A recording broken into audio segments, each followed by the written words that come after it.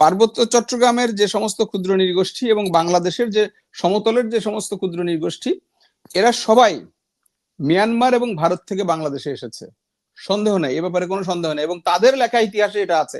পার্বত্য চট্টগ্রামে ঢুকেই তারা নিজেদেরকে আদিবাসী বলে দাবি করছে।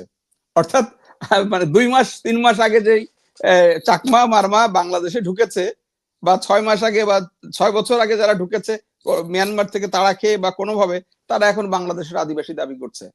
এটা একটা হাস্যকর ব্যাপার। এটা তো ভারতে আছে এখনো, এদের বড় অংশই ভারতে আছে। তো তারা কি সেখানে আদিবাসী হিসেবে স্বীকৃত? তারা স্বীকৃত না, তারা সেখানে উপজাতি হিসেবে স্বীকৃত। ইভেন তারা সেখানে আদিবাসী স্বীকৃতির দাবিও করছে না, তারা সেখানে মানে উপজাতি হিসাবেই তারা অটোনমাস দাবি করছে। কিন্তু এই এই আদিবাসীর মধ্যে যে ভয়াবহ ষড়যন্ত্রটা লুকিয়ে আছে, তারা একটা গ্রুপ জানে না, আর একটা গ্রুপ জেনেও ওই যে এনজিওর টাকা খেয়ে তারা এটা বলতে বাধ্য। বা হলো যে আমরা আজকে যে বাংলাদেশ, এই বাংলাদেশে জনবসতির ইতিহাস 4000 বছরেরও অধিক পুরাতন, এই বাংলাদেশের জনবসতির। এবং আমাদের দেশের যে প্রাচীন ভূখণ্ড, সেটা উত্তরবঙ্গ বা ঢাকার পাশে এই যে গাজীপুরের যে জায়গাগুলো, এবং চট্টগ্রামেও তো সেই যে জনগোষ্ঠী, সেই আমাদের প্রাচীন জনগোষ্ঠী কারা? আপলাইন, নিষাদ, মানে অস্ট্রোলয়েড, ভেড্ডির, দ্রাবিড়, এই জনগোষ্ঠীগুলো বিভিন্ন সময়ে নানা রাজনৈতিক, নানা মানে এটা কি বলবো, মানে ভূখণ্ডগত, ধর্মীয়, শাসনতান্ত্রিক নানা পরিবর্তনের মধ্য দিয়ে, কখনো হিন্দু, কখনো খ্রিস্টান, কখনো বৌদ্ধ মিলে আজকের যে আমরা বাঙালি, আমরাই এই অঞ্চলের আদিম বাসিন্দা, আদিবাসী। এটা আচ্ছা। এখন পাহাড়ের যারা ক্ষুদ্র নৃগোষ্ঠী আমরা যাদেরকে বলছি, তারা, আমি এটা নিয়ে বিস্তর কাজ করেছি, অনেক গবেষণা করেছি। আমি চেষ্টা করছি ইনশাল্লাহ এবছর একটা এই ব্যাপারে বই উপহার দেওয়ার জন্য, বাংলাদেশে আদিবাসী বিতর্ক, এই বইমেলায় আমি চেষ্টা করছি ইনশাল্লাহ আসবে। এই নিয়ে আমি বিস্তর গবেষণা করেছি বহু বছর ধরে। পার্বত্য চট্টগ্রামের যে সমস্ত ক্ষুদ্র নৃগোষ্ঠী এবং বাংলাদেশের যে সমতলের যে সমস্ত ক্ষুদ্র নৃগোষ্ঠী, এরা সবাই মিয়ানমার এবং ভারত থেকে বাংলাদেশে এসেছে, সন্দেহ নেই, এ ব্যাপারে কোনো সন্দেহ নেই। এবং তাদের লেখা ইতিহাসে এটা আছে। এটা আমি মেহেদী হাসান পলাশ বলছি না, চাকমাদের লেখা ইতিহাস, সাঁওতালদের লেখা ইতিহাস, গাড়োদের লেখা ইতিহাস, হাজংদের লেখা ইতিহাস, তার মণিপুরীদের লেখা ইতিহাস, মারমা, ত্রিপুরা, মুরং, ওদের লেখা ইতিহাস থেকে আমি বলছি এরা সবাই মিয়ানমার এবং ভারত থেকে বাংলাদেশে এসছে।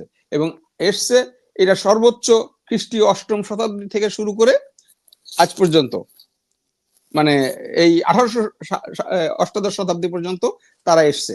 এখন তারা এসে, এবং এই আশা কিন্তু বন্ধ নেই, এটা এখনো আসছে। এই যে 5 তারিখের পরেও আপনার মিয়ানমারে যে নতুন করে সংঘাত শুরু হয়েছে, সেই সংঘাতের ভিতরে যে সমস্ত রোহিঙ্গারা এসছে, বা মিয়ানমার থেকে যে সমস্ত লোকজন আসছে, তাদের ভিতরেও কিন্তু অনেক চাকমারা আছে এবং অন্যান্য এই ধরনের মারমাটা আছে। এখন এই চাকমা মারমারা যারা বাঙালি রোহিঙ্গা মুসলিম, তারা গেছে ক্যাম্পে, আর বাকি যারা চাকমা বার্মা গিয়েছে, তারা কিন্তু আপনার প্রথমে ক্যাম্পে গিয়েছে, ওখান থেকে ধীরে ধীরে তারা কিন্তু এখানে যেহেতু তাদের আত্মীয় স্বজন আছে, তারা পার্বত্য চট্টগ্রামে ঢুকে গেছে। এখন পার্বত্য চট্টগ্রামে ঢুকেই তারা নিজেদেরকে আদিবাসী বলে দাবি করছে।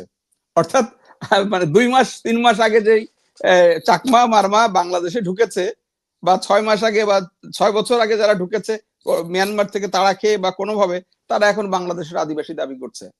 এটা একটা হাস্যকর ব্যাপার। ঠিক একইভাবে এই যে মানে মানে চাকমা, মারমা, ত্রিপুরা, পাংখো, লুসাই, খিয়াং, এদের যে আদিবাস ভারত এবং মিয়ানমারে, ভারতে কি চাকমারা আদিবাসী হিসেবে স্বীকৃত?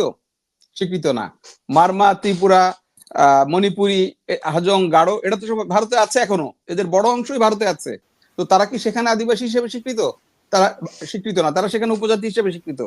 ইভেন তারা সেখানে আদিবাসী স্বীকৃতির দাবিও করছে না, তারা সেখানে মানে উপজাতি হিসাবেই তারা অটোনমাস দাবি করছে, এবং অটোনমাস তারা পাচ্ছে। হ্যাঁ, যেহেতু ভারত একটা ফেডারেল রাষ্ট্র, সেখানে তারা অটোনমাস দিতে পারে, তাদের কোনো সমস্যা নেই। চাকমা অটোনমাস হিল ডিস্ট্রিক্ট, মানে কাউন্সিল এরকম নানা আছে। তো এই যে সুবিধাগুলো ভারতে আছে, তারা সেখানে আদিবাসী দাবি করছে না, আমাদের এখানে তারা আদিবাসী দাবি করছে। এবং সেটা কবে থেকে? তারা কিন্তু হিস্টোরিক্যালি তারা আদিবাসী নিজেদেরকে দাবি করছে না। তারা 1997 সালে যে শান্তি চুক্তি হয়েছে, আমি আপনাকে বলি, 1997 সালে শান্তি চুক্তির শুরুতে বলা হয়েছে পার্বত্য চট্টগ্রামকে একটি উপজাতি অধ্যুষিত অঞ্চল বলিয়া স্বীকার করা হলো। তাই না? এবং এই চুক্তিতে 52 জায়গায় উপজাতি শব্দ আছে।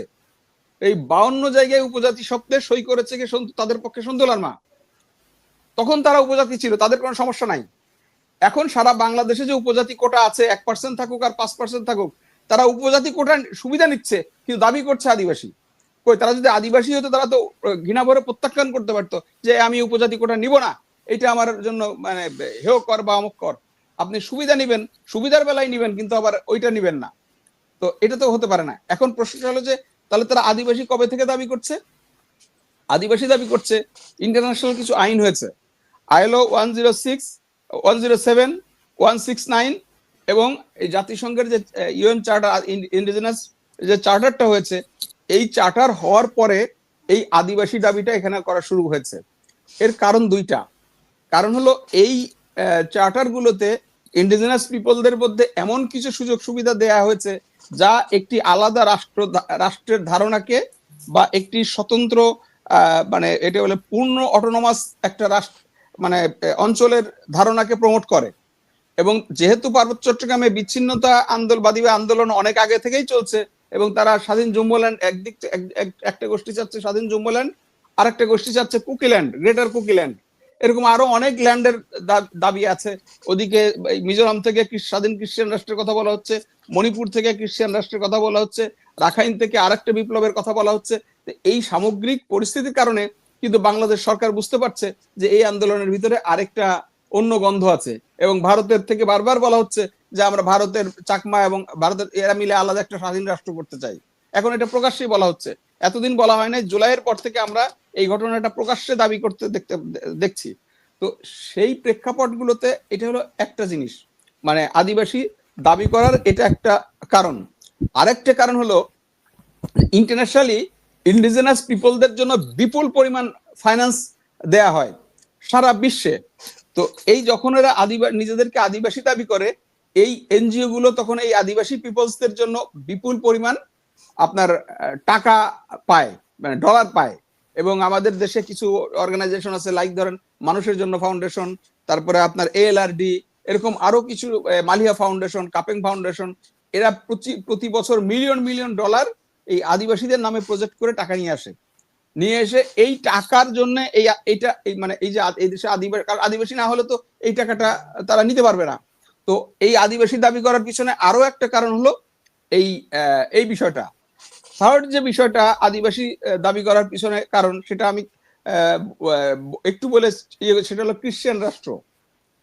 1942 থেকে এই অঞ্চলে একটি খ্রিস্টান রাষ্ট্র প্রতিষ্ঠার ব্রিটিশ পরিকল্পনা ছিল।